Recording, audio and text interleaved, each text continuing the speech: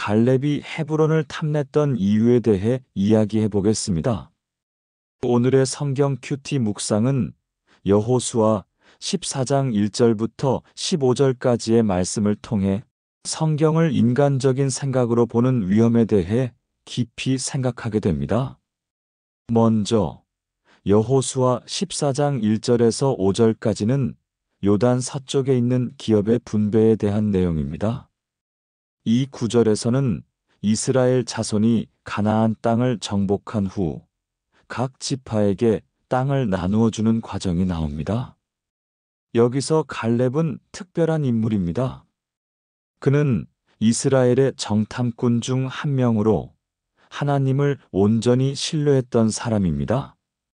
이어서 6절부터 15절까지는 갈렙이 헤브론을 기업으로 받는 이야기입니다. 갈렙은 자신이 40년 전 모세와 함께 정탐하던 때를 회상하며 헤브론을 요청합니다.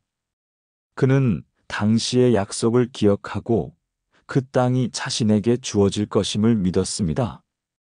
갈렙이 헤브론을 탐낸 이유는 단순히 그 땅이 풍요롭고 좋은 땅이었기 때문만이 아닙니다. 그의 마음속에는 하나님에 대한 신뢰와 약속을 이루고자 하는 강한 열망이 있었던 것입니다. 여기서 중요한 점은 성경을 인간적인 시각으로 해석하는 위험성입니다. 갈렙의 모습은 우리가 신앙생활을 하면서 놓치기 쉬운 부분을 보여줍니다. 우리는 종종 하나님 말씀을 우리의 한정된 경험이나 편견으로 해석하려는 경향이 있습니다. 그러나 갈렙은 하나님이 주신 약속을 믿고 그 약속을 이루기 위해 행동했습니다. 이제 이러한 갈렙의 믿음을 바탕으로 우리가 어떻게 하나님의 약속을 기억하고 그에 따라 삶을 살아갈 수 있을지를 구체적으로 살펴보겠습니다. 성경에서 나오는 제비 뽑기 방식은 전적으로 하나님의 뜻에 맡기는 것을 의미합니다. 이는 마치 우리가 중요한 결정을 내릴 때 그 결과를 신뢰하고 맡기는 것과 비슷합니다. 모든 현상은 결국 하나님의 역사 아래 이루어진다는 것을 인정하는 행위이기 때문입니다. 참고로 이스라엘에는 우연이라는 단어가 없다는 점도 흥미롭습니다. 그들은 모든 일이 하나님의 계획 안에 있다는 믿음을 가지고 있었던 것입니다. 이러한 제비 뽑기 방식을 통해 하나님께 순종하는 이스라엘 백성을 엿볼 수 있습니다. 그들은 자신들의 운명을 하나님께 맡기며 그분의 뜻을 따르려 했습니다. 이어서 갈렙의 모습이 등장합니다. 갈렙은 제비 뽑기에 참여하지 않고 오히려 헤브론 땅을 요구합니다. 이 장면을 보면 혹자는 갈렙이 사심이나 욕심을 가진 모습으로 오해할 수도 있습니다. 하지만 갈렙의 요구는 단순한 욕심이 아닙니다. 그는 하나님께서 자신에게 주신 약속을 기억하고 그 약속을 이루기 위해 행동하는 것입니다. 이는 마치 한 선수가 자신의 목표를 향해 끊임없이 노력하는 모습과 같습니다. 갈렙은 하나님에 대한 신뢰를 바탕으로 자신의 믿음을 행동으로 옮겼습니다. 이제 이러한 갈렙의 순종을 바탕으로 우리가 어떻게 하나님께서 주신 약속을 기억하고 그에 따라 우리의 삶을 살아갈 수 있을지를 구체적으로 살펴보겠습니다. 하지만 이것은 성경 말씀을 공부하지 않는 자들의 전형적인 사고방식입니다. 더 정확하게 말하자면 인간 본능적인 사고방식에서 기인된 생각이라고 할 수 있습니다. 우리는 종종 눈에 보이는 것만을 믿고 그 너머에 있는 하나님의 뜻을 간과하는 경향이 있습니다. 먼저 갈렙에 대해서 생각해 볼 필요가 있습니다. 여호수아 14장 7절과 8절에서 갈렙은 여호수아와 함께 정탐꾼으로 참여했던 인물입니다.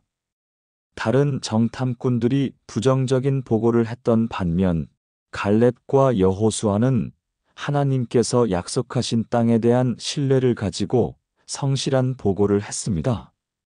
이는 마치 팀 스포츠에서 한 선수가 팀의 승리를 위해 최선을 다하는 모습과 같습니다. 그들은 두려움 없이 하나님을 신뢰하며 보고했던 것입니다.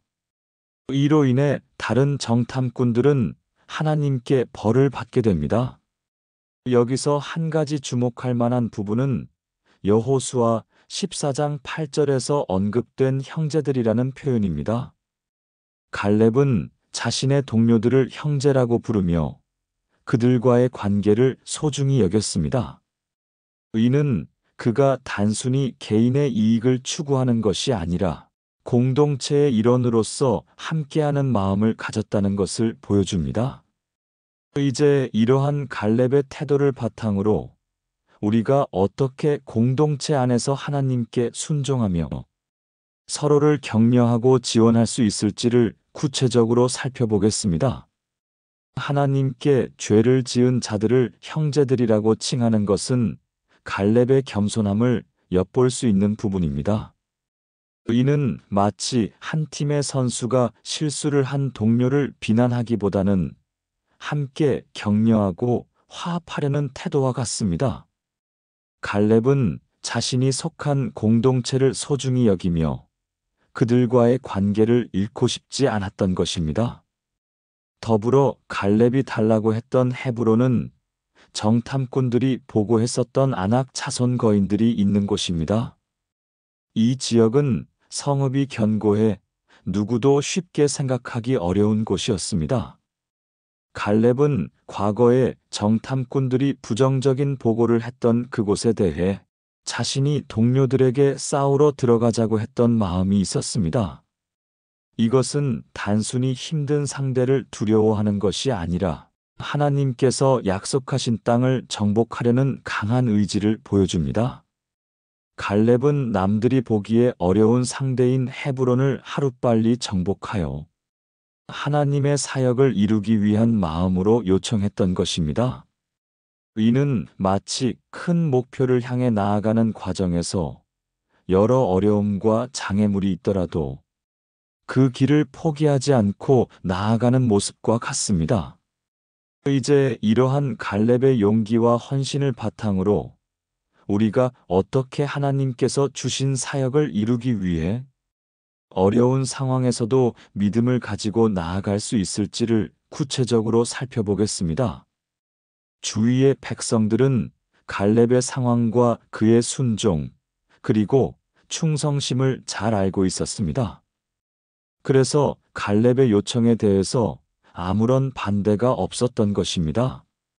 이는 마치 한 팀의 주장 선수가 팀원들로부터 신뢰를 얻어 중요한 결정을 내릴 때 모두가 지지하는 상황과 같습니다. 갈렙은 젊은 시절부터 노년에 접어들 때까지 하나님을 향한 마음이 변치 않았습니다. 그의 일관된 신앙은 마지막 순간까지 이러한 모습을 보여주고 있습니다. 게다가 성경에 기록된 그의 영광은 오늘날 우리에게도 귀감이 되고 있습니다. 갈렙의 이야기는 단순한 과거의 일화가 아니라 지금 이 순간에도 우리에게 중요한 교훈을 줍니다. 이런 갈렙의 마음을 아신 하나님은 그와 함께 하셨습니다. 그로 인해 헤브론은 전쟁이 그치며 갈렙의 기업이 되었습니다. 이는 하나님께서 그의 충성과 믿음을 보시고 그에게 약속을 이루어 주신 결과입니다. 이제 이러한 갈렙의 신앙과 그의 삶에서 얻은 교훈을 바탕으로 우리가 어떻게 하나님을 향한 변치 않는 마음을 가지고 우리의 삶 속에서도 그분의 뜻을 이루어 나갈 수 있을지를 구체적으로 살펴보겠습니다. 우리는 과연 갈렙과 같이 힘들고 어려워 보이는 하나님의 사역에 앞장설 수 있을까요? 이 질문은 단순히 우리의 힘과 능력만으로 생각할 수 있는 것이 아닙니다. 갈렙은 하나님을 향한 온전한 신뢰가 있었습니다. 그는 하나님과 동행하고 동역한다는 사실을 전적으로 믿고 있었던 것입니다.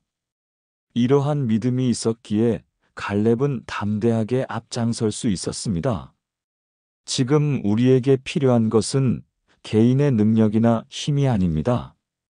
오히려 하나님을 향한 온전한 신뢰가 필요합니다. 이는 마치 바다를 건너기 위해서는 배의 튼튼함보다도 항해하는 선장의 경험과 믿음이 더 중요한 것과 같습니다. 또한 우리와 함께 하신다는 하나님의 동행을 전적으로 신뢰해야 합니다. 이러한 신뢰는 우리가 어려운 상황에서도 두려움 없이 나아갈 수 있는 원동력이 됩니다.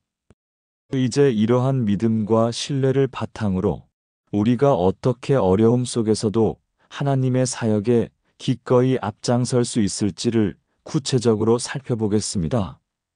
우리는 과연 갈렙과 같이 힘들고 어려워 보이는 하나님의 사역에 앞장설 수 있을까요?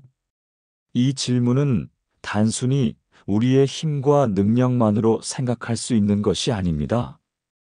갈렙은 하나님을 향한 온전한 신뢰가 있었습니다. 그는 하나님과 동행하고 동역한다는 사실을 전적으로 믿고 있었던 것입니다. 이러한 믿음이 있었기에 갈렙은 담대하게 앞장설 수 있었습니다.